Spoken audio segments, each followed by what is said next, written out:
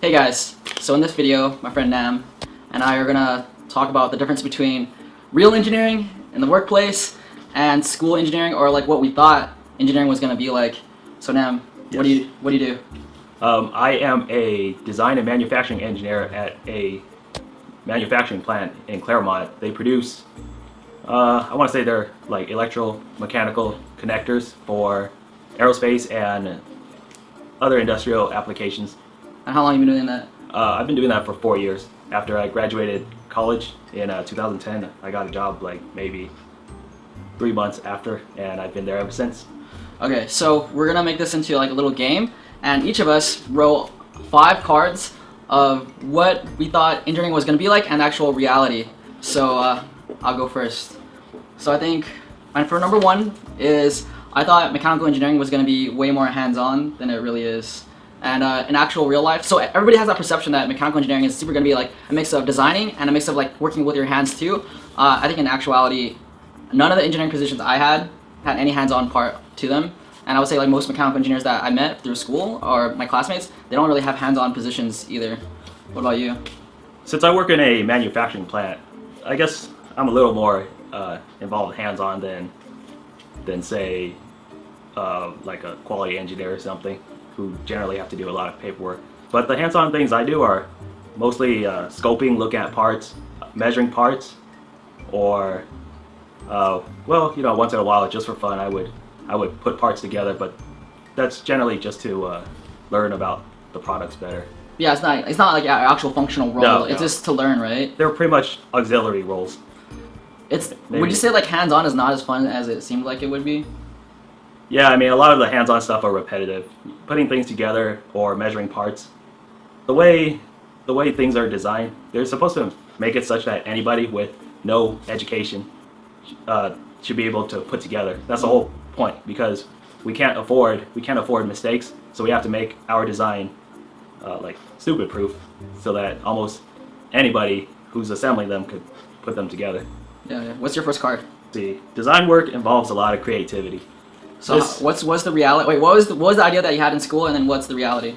Well, you know, in school I thought, okay, well, it's gonna be cool because once I start working, they're gonna give you some general guidelines on what needs to be designed, and you get to start designing from the bottom down. However, that is not the case at all.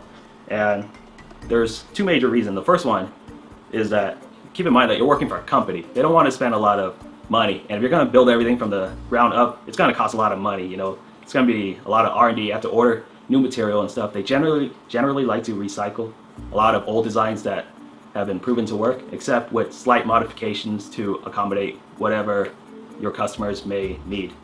And the second thing is maybe it's just my specific line of work, but we work off of government documents, and in those documents they already outline exactly what everything should be. You know, how big something should be, how long it should be, what kind of voltage it should withstand, all that stuff. So basically you're just doing a lot of copy and pasting. Yeah, that's actually something I noticed too when I worked at SoCal Gas. Specifically, like, closer you are to the government, like, less creativity there is. Because pretty much our job was to make sure all the pipes were in regulation for each other. And so you don't have creative freedom, you're just following within the laws. Like, the laws take away all the creative freedom that you would get if you had to design. Right. So pretty much, I would agree, like, there's pretty much no creative work. I have not had very little creativity in my engineering. The only creative things I've done was Excel programming, where my boss actually didn't know how to do it. So it's like she has to just give me some guidelines and then I make an Excel program, which isn't even mechanical engineering. So yeah, I would agree. Yeah, you have to keep in mind that when you're making parts for the government, they have to be interchangeable with other parts, meaning the parts that you build at your factory has to be mateable, or individual components, they have to be interchangeable with other companies' parts. So that's why they're so standardized, and that's why they don't want too much creativity, because that keeps parts from so it's like a USB drive. Like you don't mess with the shape of a USB drive, because then you won't fit with other USB drives. Yeah. Yeah. Okay. That's a perfect example. So my next card is, I thought being a mechanical engineer was actually going to involve a lot of math. In engineering, out of all mechanical engineers I know, including you, all of us have agreed that we use barely any math being an engineer. I'm talking, we barely use like algebra multiplication, Yeah. and that's pretty much it. Like anything, like even calculus or beyond, never use any of that stuff. I'm lucky if I get to square a number. So no math for you too, right? Just very basic algebra, and what I do a lot since I work in more of a manufacturing kind of company, I do a lot of tolerance stacking. So it's just basic addition and subtraction. Do you have you met any mechanical engineers that do a lot of like intense math? Like maybe that's in like what's called finite element analysis. Have you met anyone that works in those fields? No, not me personally. I think those positions do exist, but they're like very specific positions. They're very niched, and I would say most mechanical engineering positions are not going to be like that heavy on math. Yeah, I agree. Yeah. What's your next card?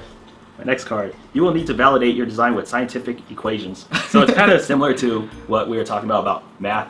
You don't really use a lot of the scientific principles that you've learned in college either. Just very basic stuff. You know, all you have to do is understand basic physical concepts. For example, metal expands under heat.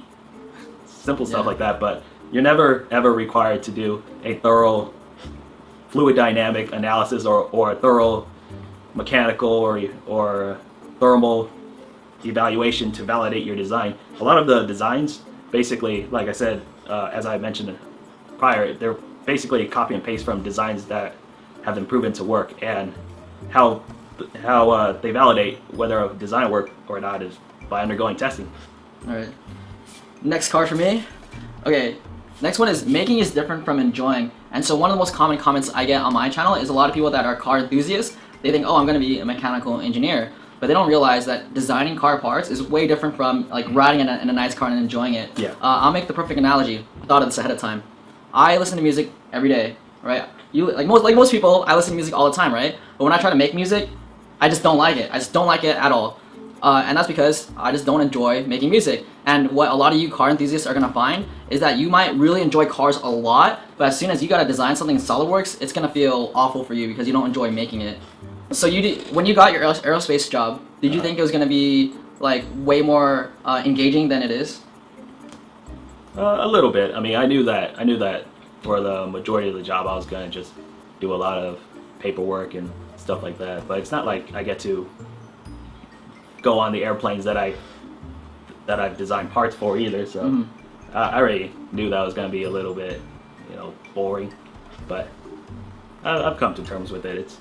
It's a pretty okay gig, but it's sure as hell not as fun as what I've initially thought. Yeah. What's your next card?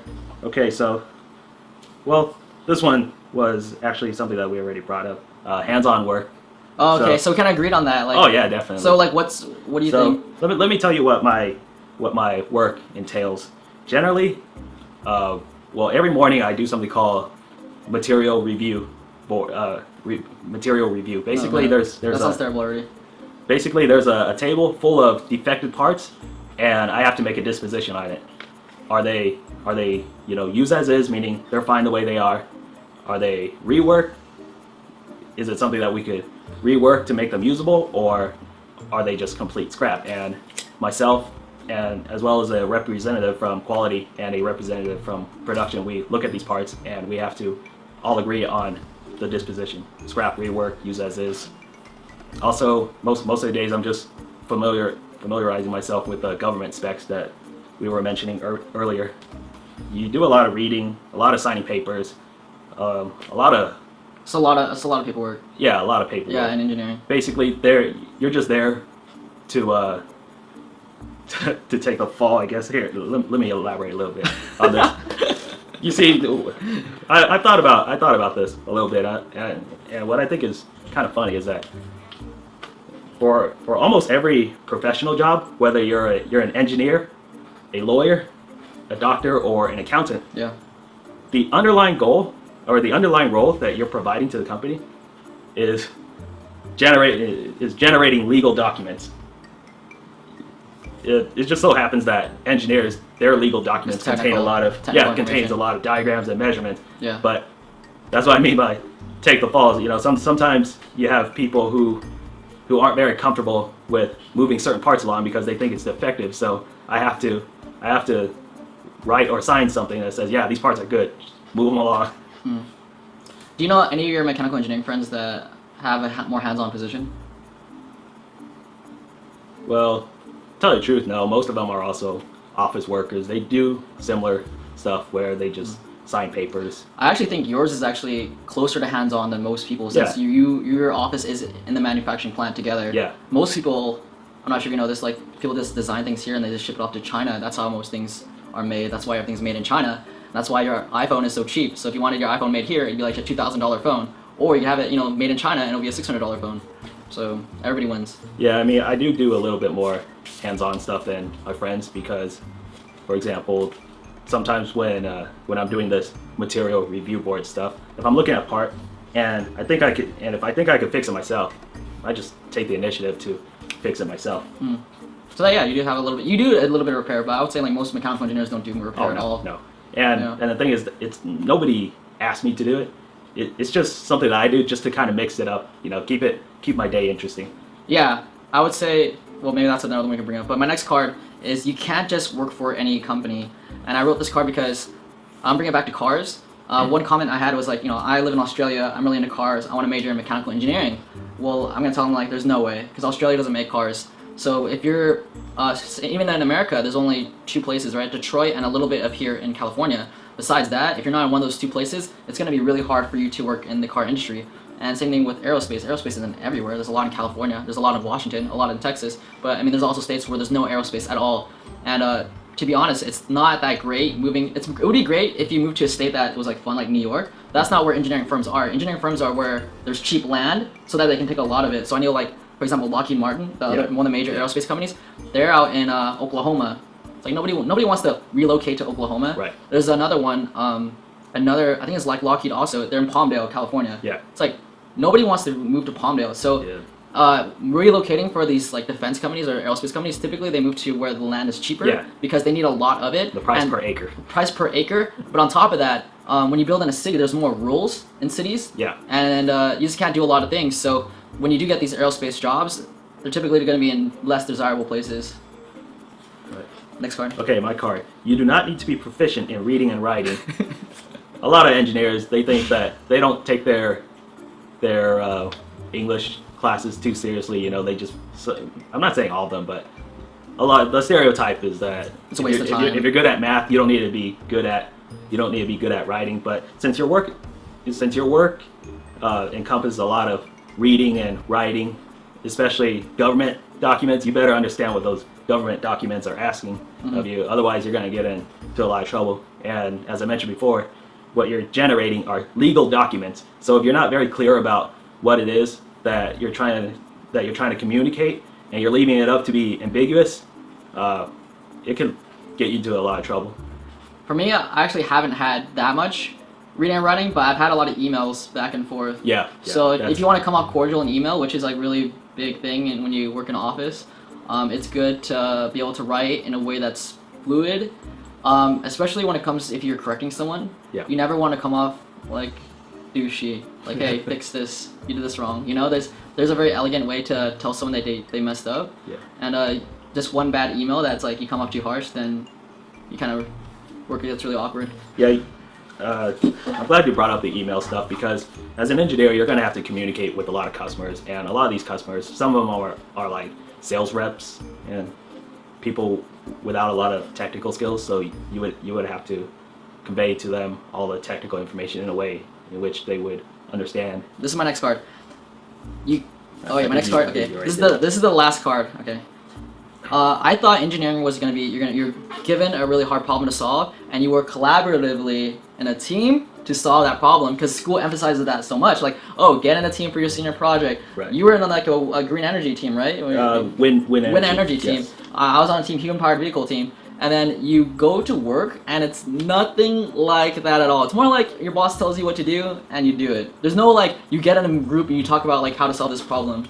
And I kind of feel like it's a lie. A little like I haven't even had any of my engineering friends that had that experience where they did like collaborate together to solve like an engineering problem in work life. Yeah, I mean, basically when you get your design work, yes, the boss does kind of tell you how to go about it, but at least in my case, I get to exercise a little bit more creativity, because since I have more hands-on experience, the boss generally lets me do whatever I want because they think I'm better qualified to design the parts than they do. But I would absolutely agree. Do you have anything collaborative at your work, similar to your wind project in college? No, I mean basically it's broken down to whoever is the expert in this specific product or that specific product. Every time a customer asks for something, it just goes directly to that person, and that person is generally 100% responsible for putting everything together. Yeah. What's your last card? Last card. You don't have to be personable. Meaning, well, when I was in college, I thought engineering work was going to be like, all right, well, I'm just going to be locked in a room by myself and just working with machines and tools and stuff, and nobody's going to bother me, and I don't have to talk to anybody. But that is definitely not the case. You are going to have to talk to a lot of people, and especially customers, and the way you come off to them is very important. So you have to have a good personality, and you have to be able to communicate well. So for you engineers who don't think that soft skills are important, they are very important. Yeah, that goes into a lot with cultural fit. It's really hard, even if you have really good social skills, if you're not a cultural fit, everything is just socially awkward. Yeah. And that's the hardest part about being an engineer. If you're like a really social person, say if you're, I think this is actually, there's a article saying a lot of girls who are, so there's already a few amount of girls going into engineering, but the ones that are going into engineering and getting jobs, a lot of them are leaving to do other things like becoming a teacher. And I really think a lot of that is because they just don't like the environment. And I just think it's not like, if you're a social butterfly, I think it's a really bad place to work in most cases. Yeah. For me, it's like getting along with other engineers. That's probably one of the hardest parts of my job. Because, yeah, engineers are pretty arrogant. They are. And it was probably like I would never want to hang out with those guys for a minute outside of work. It was that kind of deal. In most cases, of most jobs that I have. Yeah, I mean, most of the people who I hang out with at my workplace are the production people, because they're just like your regular everyday people. Yeah. I get some comments on my channel saying I'm a jerk. Man, you should meet some of these engineers. Oh, yeah. They're way more worse. douchey, like way more douchey. And it's funny because like a lot of people want to be engineers. I'm like, dude, you're gonna face douchey guys for sure if you work as an engineer. There was not a single company where I worked for where there was not like an arrogant engineer. Yeah, but don't be a douche. Don't be a douche. Yeah. Thanks for checking out that video, guys. If you guys want to check out my last video on mechanical engineering, you can click over there. And if you haven't subscribed yet, go ahead and subscribe because it'd be awesome to have you as a subscriber. And thank you for watching. Bye. In mechanical engineers is to get really good at SolidWorks on your own way. Just find a way to get good at it. Practice, do the tutorials, maybe enter a student competition and do all the SolidWorks works. And then that is going to help you a lot when you interview because a lot of